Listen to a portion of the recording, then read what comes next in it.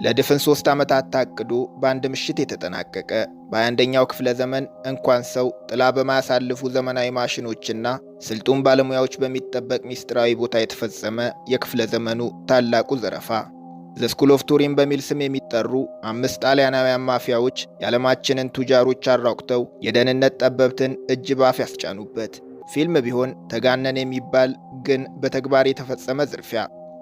የዚህ ሁሉ መነሻ የዓለም የዲያመንድ መዲና የምትባል ከተማ መኖሯ ነው። 80 ከመቶ የዓለማችን ዲያመንድ ግብይት የሚፈጸመው በአንድ ከተማ ያውም በአንድ ሕንፃ ውስጥ ብቻ ነው። የዓለም ዲያመንድ ዋጋም ቅርጽም የሚወጣለት የዓለማችን ከፍተኛ አልማዝ አምራች በሆኑት ራሽያና ቦትስዋና፣ ካናዳና ኮንጎ ወይም አውስትራሊያና ደቡብ አፍሪካ አይደለም። ከተማዋን ቢሊዮነሮቹ ካልሆኑ እኛ ድሆቹ እስከነ መፈጠሯም ሰምተናት አናውቅም። ሰሜን ምዕራብ ቤልጂየም 1 ሚሊዮን ሰዎች ብቻ የሚኖሩባት አንቲዋርፕ የምትባል የወደብ ከተማ አለች። ይቺ ከተማ ላለፉት 500 ዓመታት የዓለማችን የዲያመንድ ዋና ከተማ ሆና ቆይታለች። ከተማዋ የዓለም የዲያመንድ መዲና ትባል እንጂ ትልቁ የዲያመንድ ግብይት የሚከናወነው በከተማዋ ውስጥ በሚገኝ አንድ ሕንፃ ውስጥ ነው። ሕንፃው አንቲዋርፕ የዳይመንድ ማዕከል ይባላል። በዚህ ሕንፃ ምድር ቤት ውስጥ በሚገኝ አንድ ክፍል ውስጥ ብቻ $38 ቢሊዮን የሚያወጣ ዳይመንድ ይገኛል። ዳይመንድ ዋጋው ብዙ መጠኑ ትንሽ መሆኑ አንድ ቦታ ማከማቸቱ ለጥበቃ አመቺ በመሆኑ ቦታው ለግማሽ ሚሊኒየም የዳይመንድ ንግድ ማዕከል ሆኖ መቆየቱ የዓለም ዳይመንድ ሁሉ በአንድ ከተማ ያውም በአንድ ሕንፃ ውስጥ ተከማችቶ እንዲገኝ ምክንያት ሆኗል።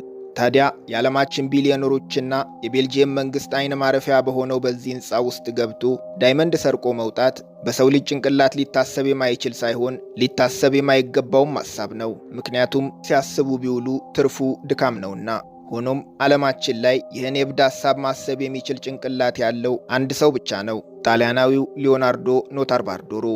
በንስር አይኖች የምትጠበቀዋ አንቲዋርፕ ከተማ መንግሥት ለዚህ ሥራ ብቻ ብሎ ያዋቀራቸው በ10 ዙር ቀለበት የ24 ሰዓት ጥበቃ የሚያደርጉ በስለላ በፈጥኖ ደራሽ ኃይል በወንጀል ምርመራና ረቂቅ የቴክኖሎጂ ቡድን የተደራጀ የዲያመንድ ፖሊስ ወይም ዲያመንድ ስኳድ የሚባል ልዩ የመንግሥት ኃይሎች ይጠበቃል።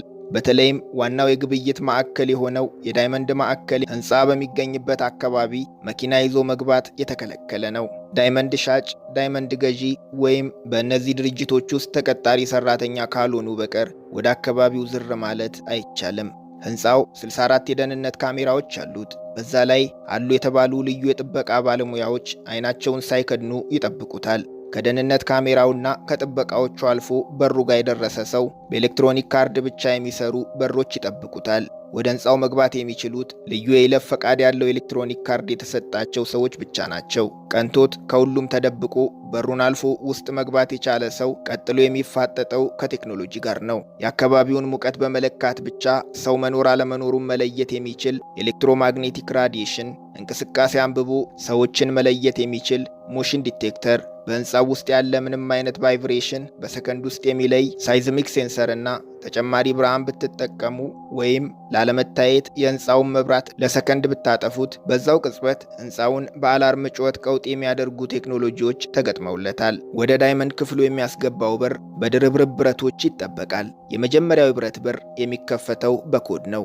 ኮዱን በሙከራ ማግኘት ከፈለጉ 100 ሚሊዮን ጊዜ መሞከር ይጠበቅቦታል። ያለ ኮድ በሩን ገንጥሎ ለመግባት በዘመናዊ ድሪል ለ12 ሰዓታት ያለማቋረጥ መቦርቦር ይጠበቅበታል። ሆኖም ድሪል መጠቀም አይመከርም። ምክንያቱም በሩ ላይ የተገጠሙ ቫይብሬሽን የሚለዩ ሳይዝሚክ ሴንሰሮች በሰከንድ ውስጥ ስለሚያቃጥሩቦት ሌባ ተብለው ይያዛሉ።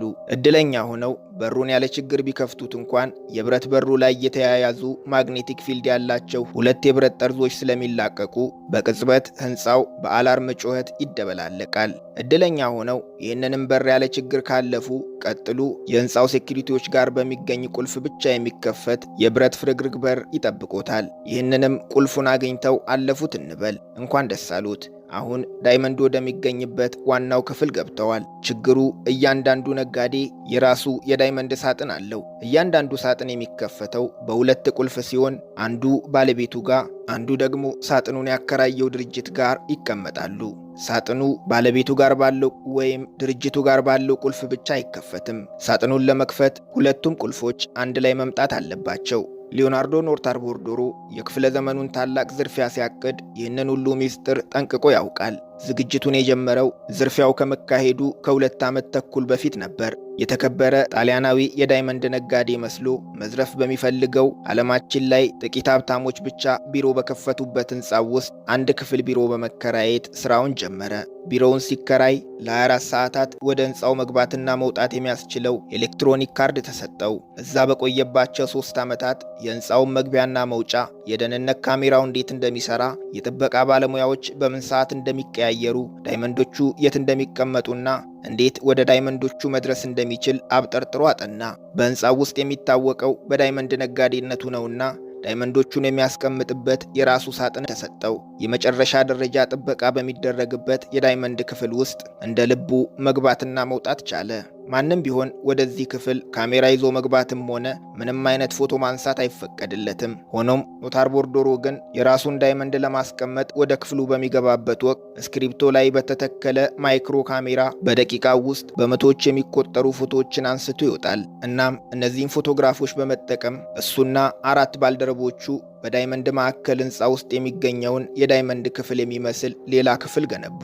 እዚህ ላይ ተመሳሳይ የደህንነት ስርዓት የሚጠቀም ክፍል ሲገነቡ በማዕከል ውስጥ የሚሰሩና ስለ ደህንነት አሰራሩ የሚያውቁ ውስጥ አዋቂዎች ሳይረዷቸው አልቀረም ተብሎ ይጠረጠራል። ሆኖም ለዚህ ምንም አይነት ማስረጃ ማቅረብ አልተቻለም። በእርግጥ የስኩል ኦፍ ቱሪን የዘረፋ ቡድን አባላት የዋዛ አልነበሩም። በየራሳቸው ዘርፍ ማስተር የሆኑ ስፒድ፣ ዘ ሞንስተር፣ ዘ ጂኒየስ እና ዘ ኪንግ ኦፍ ኪ የተባሉ 4 ተጨማሪ አባላት አሉት። ኖርታርቦርዶሮ ወደ ዳይመንድ ክፍሉ የመግባት እድሉን ተጠቅሞ ወደ ዳይመንድ ክፍሉ በሚያስገባው በር ላይ በፍጹም ሊታይ የማይችል ማይክሮ ካሜራ ተከለ። ካሜራው የደህንነት ባለሙያዎች ምን አይነት ኮድ ተጠቅመው በሩን እንደሚከፍቱ እየቀረጸ በዛው በሕንፃ ውስጥ በሚገኝ የእሳት ማጥፊያ መሳሪያ ውስጥ ለተደበቀ የመረጃ ቋት መረጃ ይልካል። የመረጃ ቋቱ የተቀበለውን መረጃ በቀጥታ ለዘራፊዎች ቡድን ይልካል። እናም በሩን ከፍቶ ለመግባት 100 ሚሊዮን ጊዜ ሙከራ ማድረግ ሳይጠበቅባቸው ኮዱን በቀላሉ አገኙ። የሕንፃውንና የዳይመንድ ክፍሉን የደህንነት ስርዓት ለዓመታት ከሰለሉ በኋላ የሕንፃውን ደህንነት እንዴት ማለፍ እንደሚችሉ ራሳቸው ባሰሩት ክፍል ውስጥ ለወራት መለማመድ ጀመሩ። ሙከራውን በመደጋገም ጥበቃውን አልፈው መግባት እንደሚችሉ ደጋግመው በተግባር አረጋገጡ። ዝግጅቱና ሙከራው እንደተጠናቀቀ በሕንፃው ውስጥ ሰው የማይበዛበትና የደህንነት ስራውም ለቀቅ የሚልበት የእረፍት ቀን ተመረጠ። ቅዳሜ ምሽት የካቲት 15 ቀን 2003 ዓ.ም። በተለየ ሁኔታ ቅዳሜ ምሽት የተመረጠበት ዋናው ምክንያት አብዛኞቹ የሕንፃው ሰራተኞች አይሁዶች በመሆናቸው ቅዳሜ ምሽት ስራ እንደማይገቡ ስለሚታወቅ ነው። በተጨማሪም ተቋማቱ ሕንፃው ውስጥ ባለው ከፍተኛ ቴክኖሎጂ ስለሚተማመኑ መሰል ወንጀሎችም ከዚህ በፊት ተከስተው ስለማያውቁ የጥበቃ ሰራተኞች ቁጥር በዚህ ቀን በእጅጉ ይቀንሳል። ኖርታርቦርዶሮ ለመጨረሻ ጊዜ ወደ ሕንፃው የገባው ከዘረፋው 1 ቀን በፊት አርብ የካቲት 14 ቀን 2003 ዓ.ም ሲሆን በዕለቱ የገባው የሴቶችን የፀጉር ስፕሬ ይዞ ነበር። ስፕሬዩ ሲረጭ በክፍሉ ውስጥ ሙቀት በመለካት ሰው መኖር አለመኖሩን የሚያውቀው መሳሪያ እንዳይሰራ ያደርገዋል። በቀጣዩ ቀን ምሽት ፊልም የሚመስለው ዘረፋ በ4 ሰዎች ብቻ ሲፈጸም የዕቅዱ ባለቤት ኖርታርቦርዶሮ በተከራየው መኪና ውስጥ ቁጭ ብሎ ወጪ ወራጁን እየቃኘና የተለየ የፖሊስ እንቅስቃሴ አለመኖሩን እየታዘበ የዕቅዱን አፈጻጸም ይከታተል ነበር። ዘራፊዎቹ ወደ ሕንፃው የገቡት ከዳይመንድ ማዕከሉ ጎን የሚገኝና ለረጅም ዓመታት ተዘግቶ የሚኖር ቢሮ በመጠቀም ነበር። ቢሮው ከዳይመንድ ማዕከሉ ጋር የሚያገናኘው አረንጓዴ ስፍራ ያለው ሲሆን የደህንነት ካሜራ የሌለው ብቸኛው የሕንፃው ክፍል ይሄኛው ነው። መሰላል በመጠቀም ወደ ዳይመንድ ማዕከሉ ኮሪደር ደረሱ። ኮሪደር ላይ እንቅስቃሴያቸው እንዳይታይ ፖሊስተር ሺልድ በመጠቀም አላርሙን አጠፍተው ወደ ውስጥ ገቡ።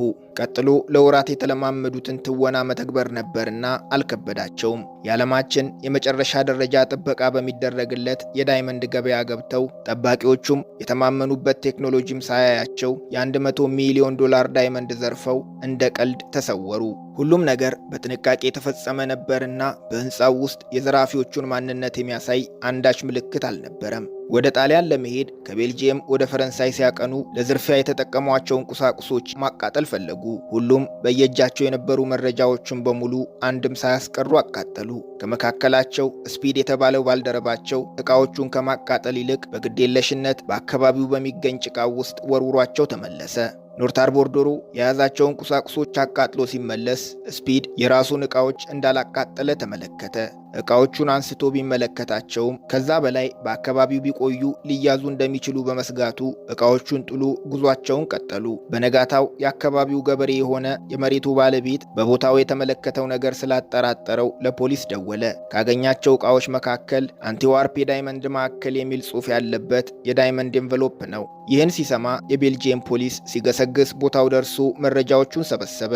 ከተገኙት መረጃዎች መካከል ግማሹ የተበላለት ሳንድዊች አንዱ ነው። ፖሊስ ሲያጣራ በዝርፊያው ቀን ኖርታርቦር ዶሮ ከዳይመንድ ማዕከሉ ፊት ለፊት በሚገኝ ካፌ ሳንድዊች ሲገዛ የሚያሳይ የደህንነት ካሜራ መረጃ ተገኘ።